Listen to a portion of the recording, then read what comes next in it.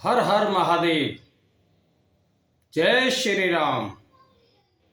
जय हिंदू राष्ट्र। जय देव सेना। ब्रिजभूषण सैनी, राष्ट्रीय अध्यक्ष देव सेना। मित्रों, आज का विषय है वक्फ बोर्ड एक्ट को रद्द करे सरकार।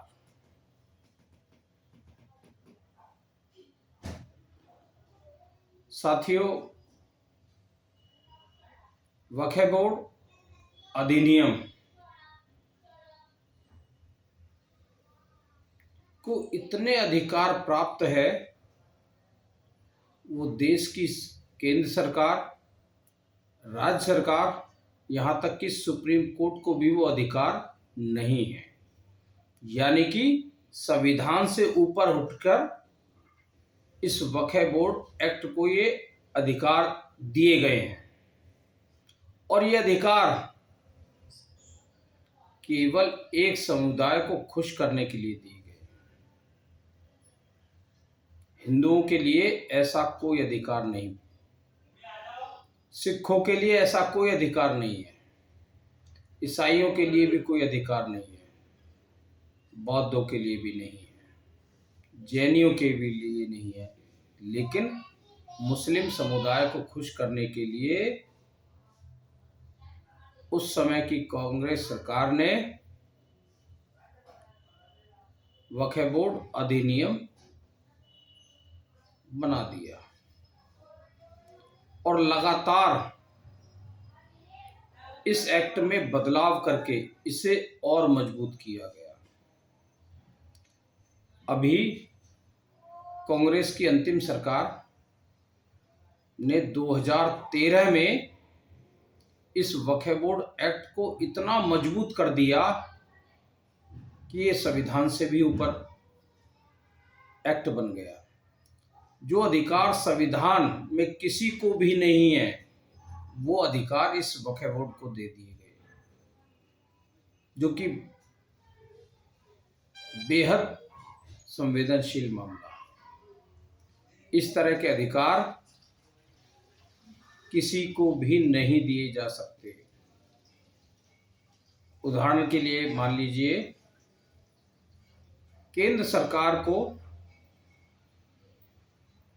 कोई जमीन चाहिए तो बाकायदा उसकी एक प्रणाली है जमीन को अधिग्रहण करने की। उस जमीन की मुआवजा तय किया जाएगा, उस पे संबंधित मालिकों को नोटिस सर्व किए जाएंगे, फिर उन्हें मुआवजे की राशि उपलब्ध कराई जाएगी। पूरी प्रक्रिया के बाद जब उस जमीन का मुआवजा किसान को या उस जमीन के मालिक को मिल जाएगा, तभी केंद्र सरकार उस जमीन को अपने अधीन ले सकती है। ऐसा ही राज्य सरकार को भी करना पड़ेगा, और सुप्रीम कोर्ट को भी यदि किसी भी जमीन को अपने अधीन लेना है तो यही प्रक्रिया उन्हें भी अपनानी पड़ेगी। लेकिन वक्फ बोर्ड को ऐसा कुछ भी नहीं करना पड़ेगा।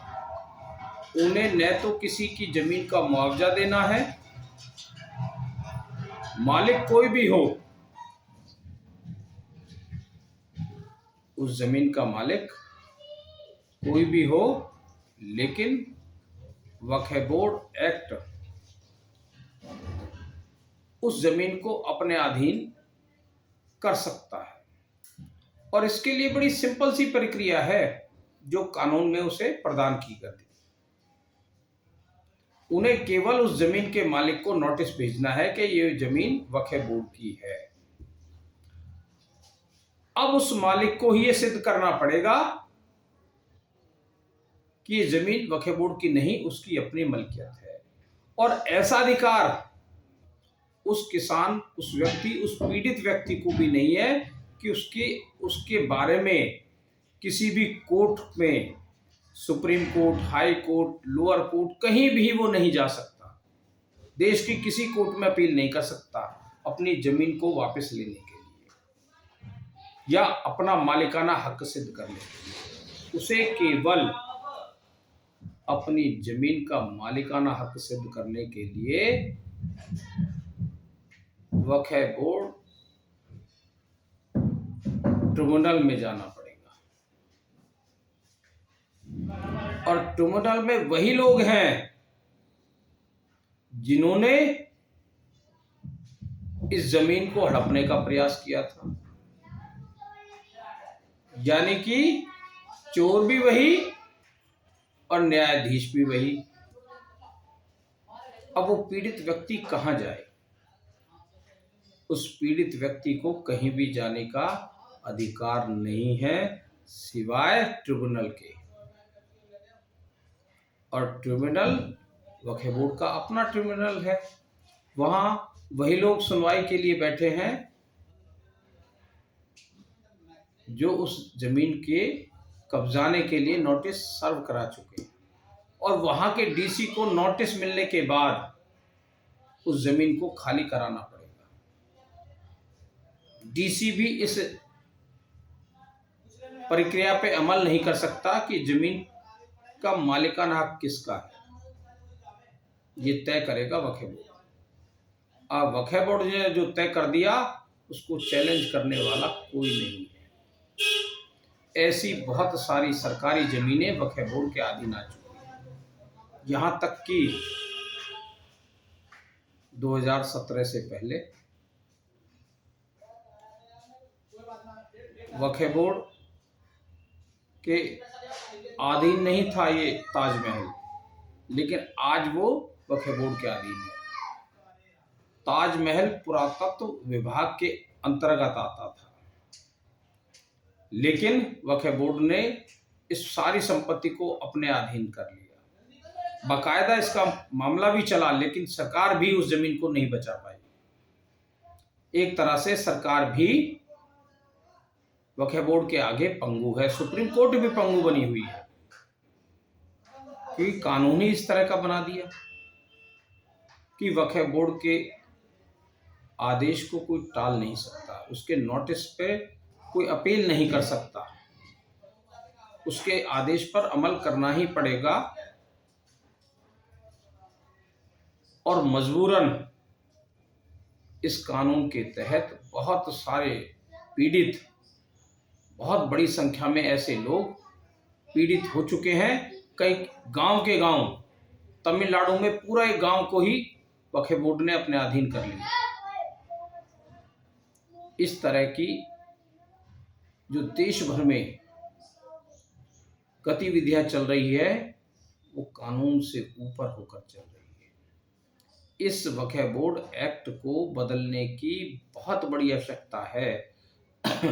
वक्फ बोर्ड के अधिकारी यदि देश के राष्ट्रपति की भवन को या प्रधानमंत्री कार्यालय को भी वो ये कह दे कि ये जमीन वक्फ बोर्ड की है, तो देश के प्रधानमंत्री या राष्ट्रपति के पास ऐसा कोई कानूनी अधिकार नहीं है जिसके तहत वो अपनी जमीन को बचा सके, अपनी संपत्ति को बचा सके। तो इस तरह के जो कानून बने हुए हैं वो एक तरह से पूरे समाज के लिए अभिशाप बन चुके हैं। यहां तक कि सरकार और सुप्रीम कोर्ट के लिए भी ये कानून अभिशाप बन चुके हैं। इस वक्फ बोर्ड एक्ट को रद्द कराने की बहुत बड़ी आवश्यकता है। यदि इसे समय रहते रद्द नहीं कराया गया तो ये देश की सभी संपत्ति, जमीनों को अपने अधीन कर लेगा। आज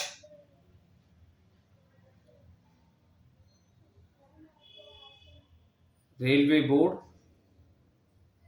और सेना के बाद तीसरा स्थान वक्फ बोर्ड का है, जिसके पास अथाह संपत्ति है, अथाह जमीनें हैं। लेकिन ये एक बड़ी प्लानिंग के तहत 2013 में इस कानून को इतना सख्त बना दिया, इतने अधिकार दे दिए कि वर्तमान सरकार भी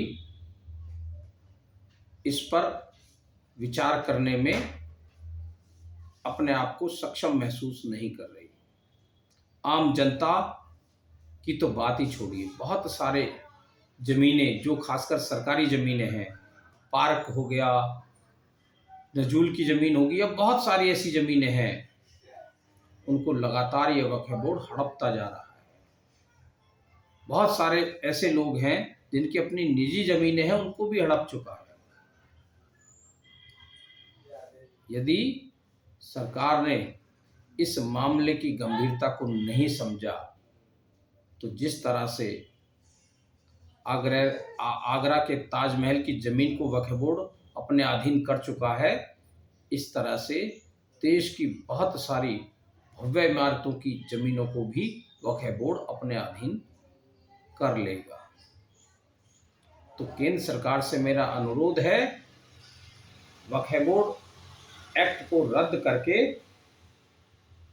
इन सभी ज़मीनों को मुक्त कराया जाए। और देखिए विडंबना इस बात की, इस वक्फ बोर्ड में जितने भी कर्मचारी हैं, अधिकारी हैं, चेयरमैन हैं, जो भी हैं, उन सबको सरकार से तनख्वाह मिलती है और वो काम केवल मुस्लिम समुदाय के लिए कर रहे हैं। तनख्वाह उन्हें सरकार से मिलनी है, सुविधाएं सरकार से मिलनी है और काम मुसलमानों के लिए जमीन को एकजुट करना, इकट्ठा करना, कब्जाना, अपने अधीन लेना। और ये जमीनें जो भी वक्फ बोर्ड के अधीन आ जाती है, वो मुस्लिमों के अपने हितों के इस्तेमाल में शुरू हो जाती है। कहीं उन जमीनों पे मस्जिद बन जाती है, कहीं मज़ारें बन जाती है, कहीं अन्य बड़े बड़े भवन खड़े हो जाते हैं जिसको मुस्लिम समुदाय इस्तेमाल करता है। तो बड़ी निंदा की बात है इस समाज के लिए, इस सरकार के लिए कि इस तरह के कार्य कानून देश में बने हुए हैं। तो मैं पुनः सरकार से अनुरोध करता हूं, इस वक्फ बोर्ड अधिनियम को रद्द करके देश की सभी जमीनों को मुक्त कराए। जय हिंद, जय भारत, जय हिंदू राष्ट्र।